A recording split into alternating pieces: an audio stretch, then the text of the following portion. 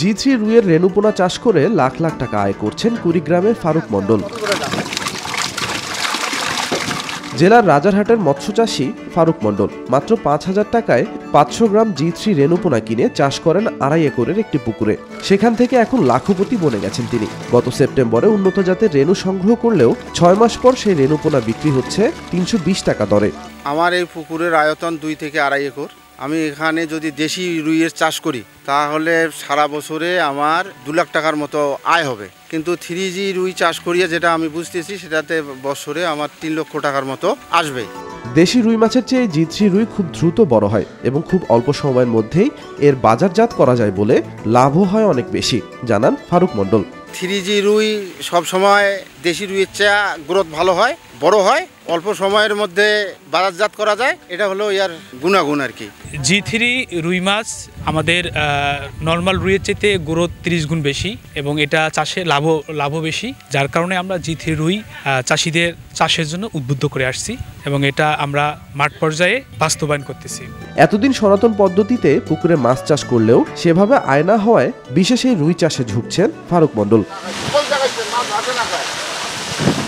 ঠিকমতো খাবার দিলে প্রতিটি জি3 রুইয়ের ওজন ১.৫ কেজি ছাড়াতে পারে বলে জানান তিনি। দেশি রুই ধরেন আপনার বছরে দেখা যায় যে হাফ কেজি বা ৭৫০ গ্রাম হয়, তাহলে এটা ১ কেজি বা ১০০ কেজি ১.৫ কেজি পর্যন্ত হইতে পারে যদি এটাকে ঠিকমতো খাবার দেওয়া যায়। ফারুক মণ্ডলের পুকুরের রুই পোনার গ্রোথ দেখে এই জি3 রুই চাষে আগ্রহী হচ্ছেন অনেক মৎস্য চাষী। ফলে রুই পোনা কিনতে বিভিন্ন এলাকা থেকে ছুটে আসছেন মৎস্য চাষীরা। আগে আমি গ্লাস কাপ, সরপুটি, বাটা আইল্যান্ড চাষ করছি, এতে লাভ কম এবং জি3তে রুই চাষে একটু লাভবান, এতে আমি জি3 রুই নেওয়ার জন্য আসছি। বিকাশে কম খরচে ক্যাশ আউটের লিমিট বেড়ে ৫০,০০০, প্রিয় এজেন্টও ২টা। জি3 রুই এই অঞ্চলে প্রথমবার চাষ করা হচ্ছে, তবে এই রুই সুস্বাদু ও লাভজনক হওয়ায় পরিবারের পুষ্টি চাহিদা মেটানোর পাশাপাশি বাণিজ্যিকভাবে উৎপাদন করলে চাষিরা অধিক লাভবান হতে পারবেন বলে মনে করেন স্থানীয়রা। উন্নত মানের মাছ আনিয়ে ছোট পুকুর বা বড় পুকুরের মধ্যে চাষ করি।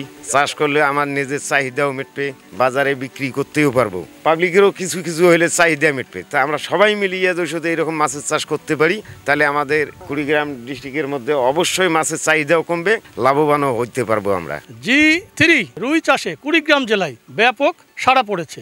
এই মাছের চাষে জড়িত সবাই একদিকে যেমন লাভবান হচ্ছে, অন্যদিকে পুষ্টির চাহিদা পূরণ হচ্ছে, পাশাপাশি কুড়িগ্রাম জেলার চাহিদা মিটিয়ে দেশের অন্যান্য জেলায় বাজারজাতকরণের সুযোগ সৃষ্টি হলে এই মাছের চাষে জড়িত সবাই আরো উদ্বুদ্ধ হবে।